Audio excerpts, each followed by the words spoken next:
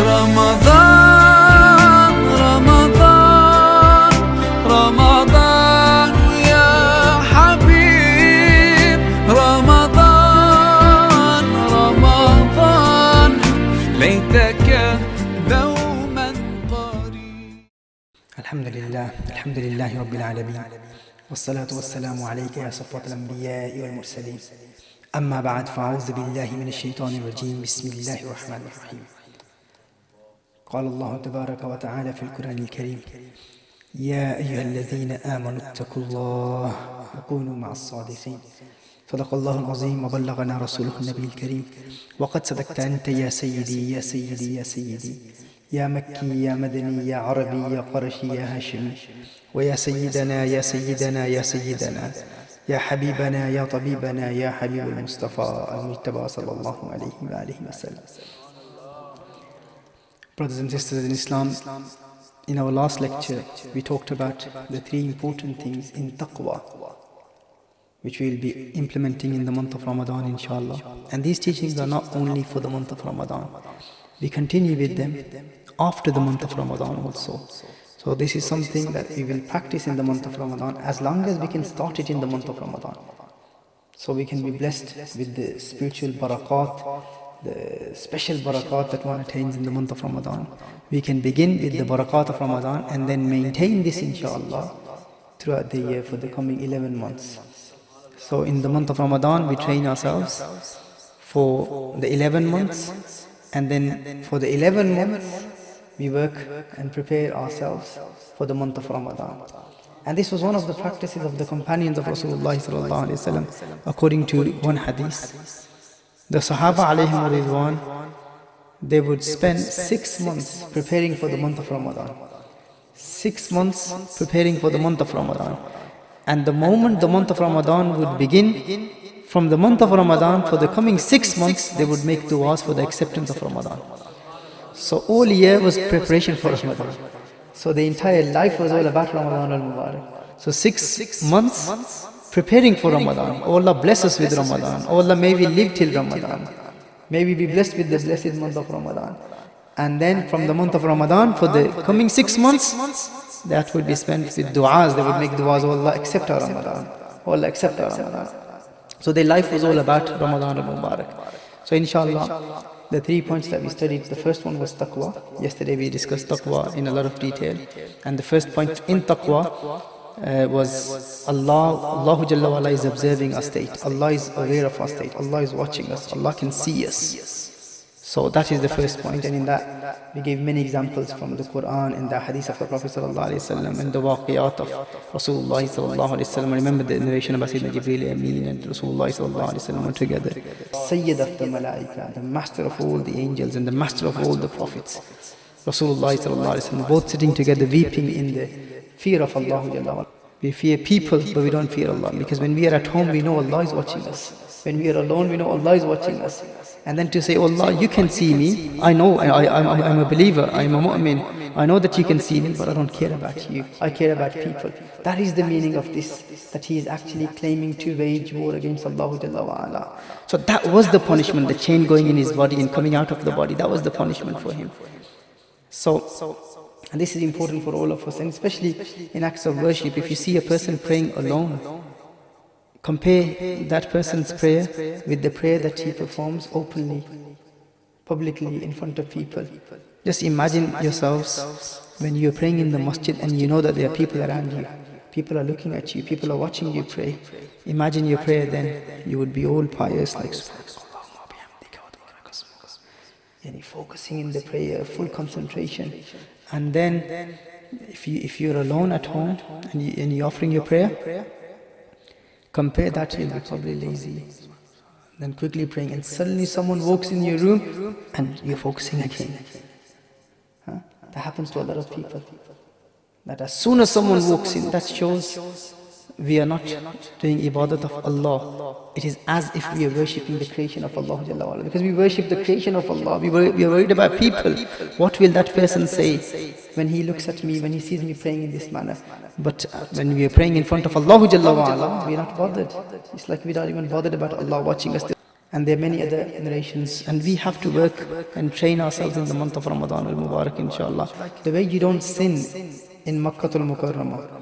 When you're in the month of Ramadan, consider the month to be a place. Because it's a zarf, isn't it? Place or time. These are the two things that we are in. We are either in time or we are in place. Either in time or in place. So, the way places are blessed, in the same way, time is also blessed.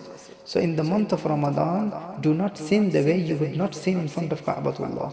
When you're in Makkah al-Mukarramah, how many people would sin in front of, unless you have a very filthy heart, a very sinful heart, then you would have the jurra, the audacity, the courage to sin in front of the Ka'batullah. When you can see Ka'batullah in front of you, and you will still find people there. People who commit theft, they take people's goods in front of Ka'batullah. But that is a very evil state. You know, that's an exception. Some very filthy kind of people who are distant from the qurb of Allah Jalla wa'ala, arrogant people, they would commit sins like that. But may Allah protect us and save us from such a state. And we all know that Alhamdulillah, we are protected from that state. We would not commit anything like that. But why is it in front of Ka'batullah we wouldn't do it, but in the month of Ramadan we commit these sins?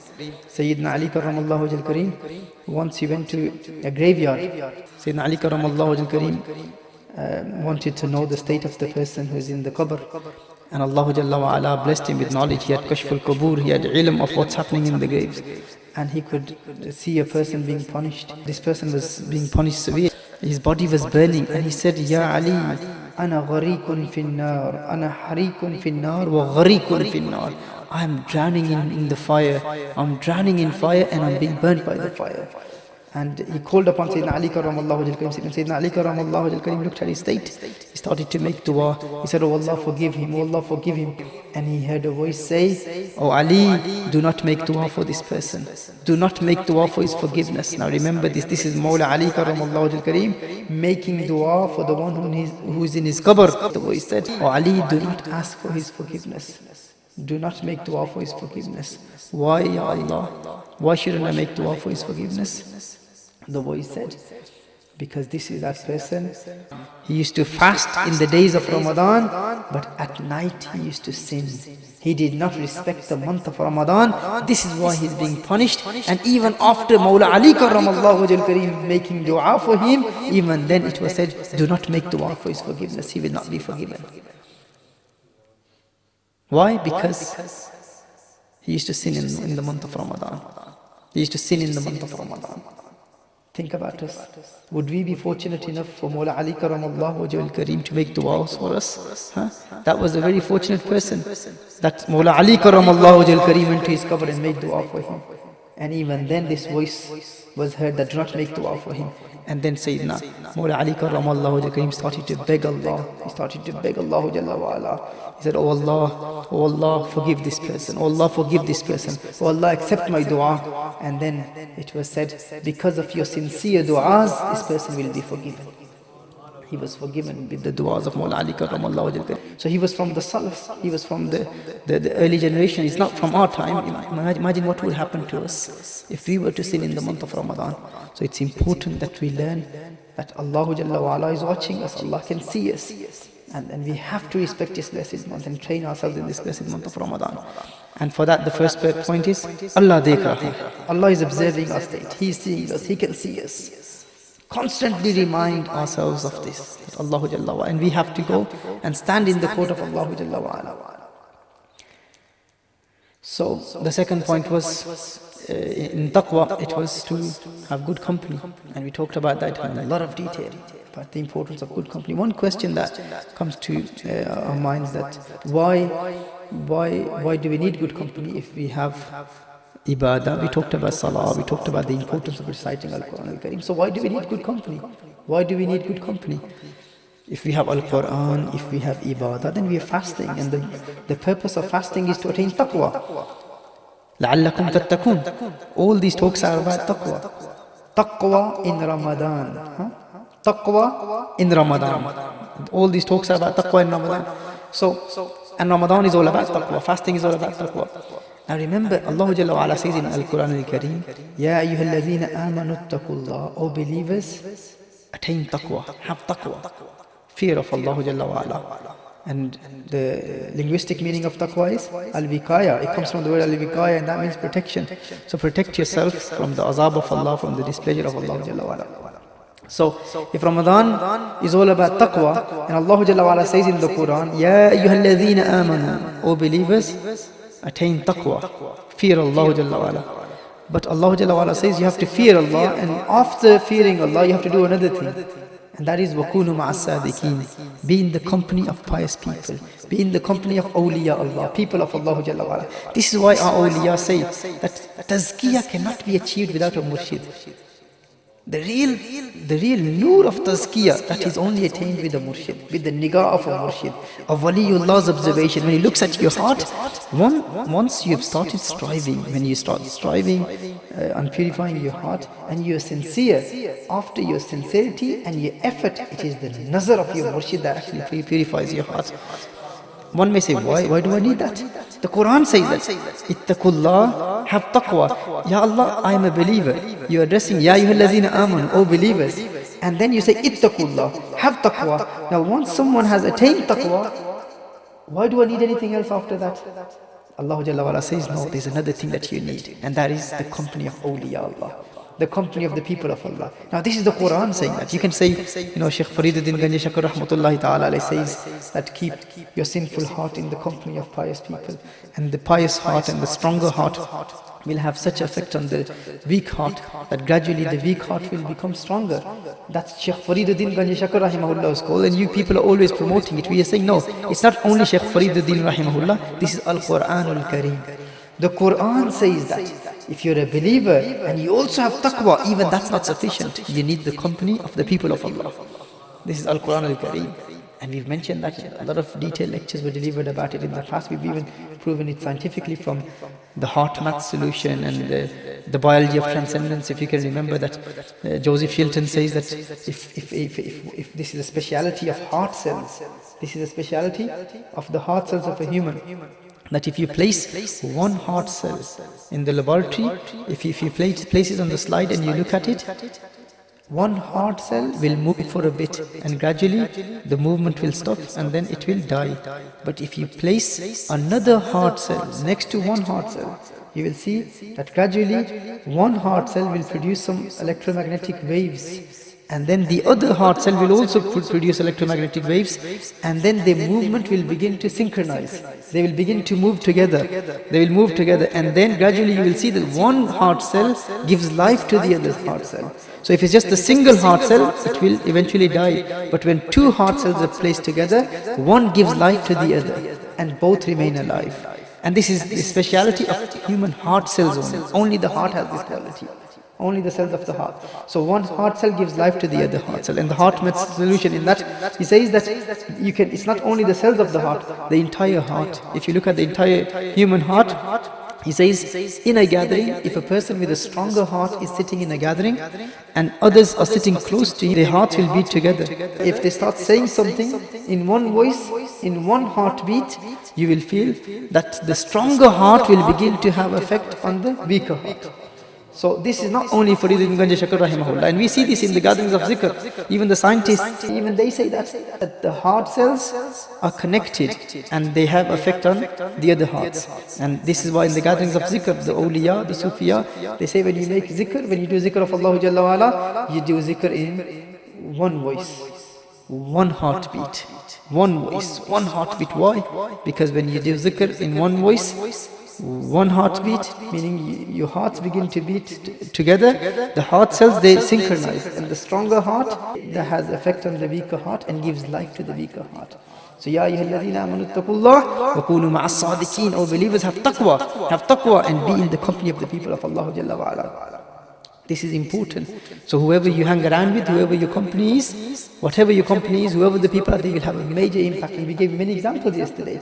Many examples to that extent that they say that the mother, why is it that the child, the adat, the habits of the child, they will resemble the mother? That is because the child's heart is closer to his mother's heart. For 9 months in his mother's womb, the heart is close. And then because of that, and then the subhanallah, the famous karama of Sayyidina Ghaus Azam radiyallahu ta'ala anhu, and also Khaja Qutbuddin Bakhtiyar Shikaki rahimahullah. So they say that after some months, the auditory system, the hearing ability, the child begins to hear the voice of his mother when he's in his mother's womb. And the voice that he hears the most, heartbeat of his mother, that tick, tick, tick of the heart. Many people, they can't sleep without hearing if they get used to the clock, the tick, tick, tick of the clock, they can't sleep without it. And some of the psychologists, they say the reason behind that is because the child gets used to the heartbeat of his mother. And this is the effect that he has, that he can remember that. And this is why when a child is crying, the mother picks up the child, and where does she place the child? On the left hand side, next to her heart. And that gives sukoon to the child. The child falls asleep. It gives sukoon because he remembers the heartbeat of his mother. So what is this? This shows that the child can remember things, what he heard in his mother's womb. Ghaus Azam's mother used to recite Al-Quran Al-Kareem. When Ghaus Azam was in his mother's womb, he could hear Al-Quran Al-Kareem. This is why when he came to dunya, he was a hafiz of 15 Swari of the Quran. So company makes a big difference. And remember what we talked about in the last lecture? Satan has only three ways of attacking. And that's for all of us to remember. Either he attacks himself, or he attacks using your nafs, or your company. So if you have bad company, Satan will use bad company. I gave an example. If he's making you think you've got, say, 100 pounds in front of you, and that doesn't belong to you, you want to pick it up, and Satan will say to you, he will say, pick it up, this will benefit you, you don't have money, so take it. But you will say, but Allah is watching, Allah can see me now, I can't do this, I can't commit theft. So Satan will then use your nafs. He will use the weaknesses of your nafs, and then the nafs will start reminding you, but remember, you need this money, make tawbah after this, you can make tawbah. So he will play with your mind. Yes? Your nafs will play with your mind. But if you say to your nafs, remember, oh nafs, last time you made me commit a sin, I now punished you. What is the punishment? If you committed a sin, if nafs make you commit a sin, then punish the nafs. But by doing ibadat, by durood upon the Prophet ﷺ, by reciting Al-Quran, by fasting, and many other things which we'll cover in Tazkiyah. So you say that to your nafs. Remember, last time you corrupted me, last time you made me commit a sin, remember the punishment? When the nafs remembers the punishment, the nafs does not attack you. So you fought the attacks of Satan, then the nafs. Now the third enemy that Satan uses, what is that? Friends, bad company. Satan will use bad company. He will go and talk to your friends. Now you go and tell him. You go and tell him to pick up the 100 pound. You go and tell him to commit theft. But if he doesn't have bad company, then Satan will never succeed. So that's why it's important in the month of Ramadan, the greatest enemy is Satan. Satan is locked up. And hunger and thirst, that is something that controls the nafs. So nafs is in control. Remember the hadith the Prophet ﷺ said, oh young people, if you have the ability, then get married. If you can't, then start fasting. Why? Because fasting is qati'ul lazat. Fasting controls all your desires. So in the month of Ramadan, Satan is locked up, one enemy is locked up, the other is your nafs. With hunger and thirst, the nafs is in control. What else do you have? The only enemy that you have in the month of Ramadan is bad company. So this is why in Kanzul Huda we mention it is important in the month of Ramadan we train ourselves to avoid bad company.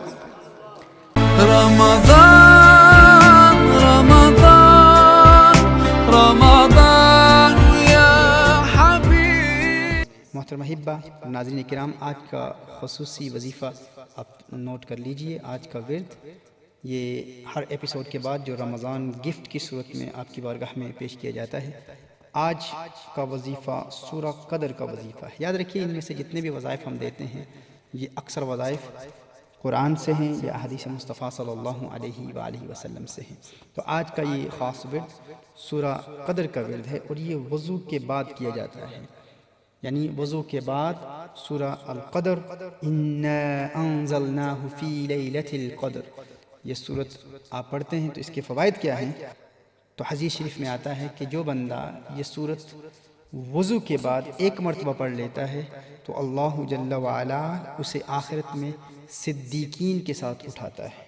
یعنی جو ایک مرتبہ یہ سورت وضو کے بعد پڑھ لے تو اسے صدیقین کے ساتھ اٹھایا جائے گا، اور جو یہ سورت 2 مرتبہ وضو کے بعد پڑھ لے تو اسے شہداء کے ساتھ اٹھایا جائے گا، مارٹرز کے ساتھ اٹھایا جائے گا. وضو کے فوراً بعد 2 مرتبہ یہ سورت پڑھ لیں گے تو آپ کو آخرت میں شہداء کے ساتھ اٹھایا جائے گا. اور جو بندہ 3 مرتبہ سورہ قدر وضو کے بعد پڑھ لیتا ہے تو آخرت میں اسے انبیاء کے ساتھ اٹھایا جائے گا. اور اگر کوئی شخص یہ سورہ قدر وضو کے بعد یوں پڑھتا ہے کہ وہ اپنی نگاہ آسمان کی طرف اٹھاتا ہے، آنکھیں آسمان کی طرف اٹھا کے اگر آپ یہ ورد سورہ قدر اگر آپ پڑھیں گے تو اس کی برکت سے آپ کی بینائی میں کمزوری نہیں ہوگی، آپ کی نظر کبھی کمزور نہیں ہوگی. بینائی کی کمزوری سے شفا حاصل کرنے، نظر کی کمزوری سے شفا حاصل کرنے کے لیے بھی یہ وظیفہ انتہائی مفید ہے. So you recite Surah Qadr after wudu. This is from the sunnah of the Prophet sallallahu alaihi wasallam. And remember, most of these awrad which are given after every episode as a Ramadan gift, they are taken from the Quran or the hadith of the Prophet sallallahu alaihi wasallam and the teachings of Salafus Salihin. Today's birth is after wudu. After you perform wudu, if you were to recite Surah Al-Qadr once, then in the hereafter you will be raised with the Siddiqeen. And the one who recites Surah Al-Qadr twice after making wudu, after making ablution, if you were to recite Surah Al-Qadr twice, then you will be raised with the martyrs in the hereafter. You will be raised with the shuhada in the hereafter. So one who recites Surah Al-Qadr twice after wudu will be raised with the martyrs, with the shuhada in the hereafter. So make niyyah, make an intention inshallah ta'ala, that every day after performing wudu, or whenever you perform wudu, you will act upon this and you will recite Surah Al-Qadr. And the one who recites Surah Al-Qadr 3 times after wudu will be raised with the prophets in the hereafter. Subhanallah, this is the reward of reciting Surah Al-Qadr after performing wudu. So the one who recites it 3 times, Surah Al-Qadr after wudu, will be raised with the prophets in the hereafter. Ala nabiyyina wa alayhi musallatu wa taslim. And brothers and sisters in Islam, the one who recites Surah Al-Qadr after performing wudu and raises his eyes towards the sky, if he raises his eyes up towards the sky, the benefit of that is that he will be protected from the weakness of eyesight. He will be protected from weak eyesight. One's eyesight will never become weak.